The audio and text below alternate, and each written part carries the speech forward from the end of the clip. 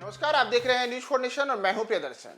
Rajad supremo Lalu Yadav पर आज supreme court से एक बड़ा निर्णय निकलकर सामने आया है। दरअसल सुप्रीम कोर्ट में जहां लालू यादव को लेकर के चारा घोटाले मामले की सुनवाई चल रही है और यह सुनवाई उनकी जमानत जो है उसे रद्द करने और साथ ही साथ फिर से उन्हें जेल भेजने को लेकर है, तो इस पूरे मामले में आज सुप्रीम कोर्ट में सुनवाई हुई और सुनवाई के दौरान सुप्रीम कोर्ट के द्वारा बड़ी ही तल्ख टिप्पणियां की गई हैं। और इतना ही नहीं, सुप्रीम कोर्ट से लालू यादव को जो यह उम्मीद है कि उन्हें राहत मिलेगी और जैसे वे अभी जेल से बाहर चल रहे हैं चारा घोटाला मामले में, तो इसे लेकर के कोर्ट ने अब 22 अप्रैल की तारीख मुकर्रर की है जिस दिन इस मामले की अगली सुनवाई होगी और तब यह तय होगा कि लालू यादव जेल से बाहर रहेंगे यानी कि बेल पर रहेंगे या फिर से उन्हें जेल जाने की नौबत आएगी। तो दरअसल आपको बताएं कि आज जो ये पूरे मामले की सुनवाई हुई है, यह सुनवाई सीबीआई के विशेष न्यायालय के द्वारा जो लालू यादव को चारा घोटाले मामले में करीब 3.5 वर्ष की सजा सुनाई गई है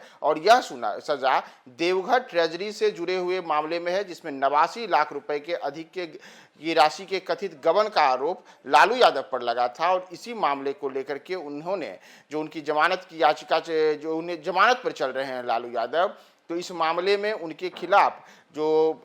पक्ष है उसने सुप्रीम कोर्ट में उनके जमानत याचिका को चुनौती दी थी। तो इसमें जस्टिस एम.एस. सुंदरेश और जस्टिस एन. कोटेश्वर सिंह की पीठ ने आज कहा कि दलीलें पूरी नहीं हुई हैं और कुछ आरोपियों की इसमें मृत्यु भी हो चुकी है। तो ऐसे में इस मामले की जो पूरी जो सुनवाई है वह तय हो जाने के बाद यह तय होगा कि लालू यादव को लेकर के अब आगे क्या निर्णय लिया जाए। और इन तमाम चीज़ों के बीच कोर्ट ने 22 तारीख की यानी कि 22 अप्रैल की तारीख तय की है जिस दिन अगली सुनवाई होगी और उस दिन यह तय होगा कि लालू यादव को बेल पर बाहर ही रखा जाए या उन्हें फिर से जेल भेजा जाए। तो दरअसल आपको बताएं कि ये जो पूरा मामला था यह चारा घोटाले से जुड़ा हुआ मामला है जिसमें जब वर्ष 1990 में लालू यादव बिहार के मुख्यमंत्री बने उसके बाद उनके ऊपर बिहार के अलग अलग कोषागारों से करोड़ों रुपए के गबन का आरोप लगा और उसमें ये जो मामला है यह देवघर ट्रेजरी यानी जो मौजूदा समय में झारखंड में देवघर आता है उस दौर में बिहार का ही हिस्सा हुआ करता था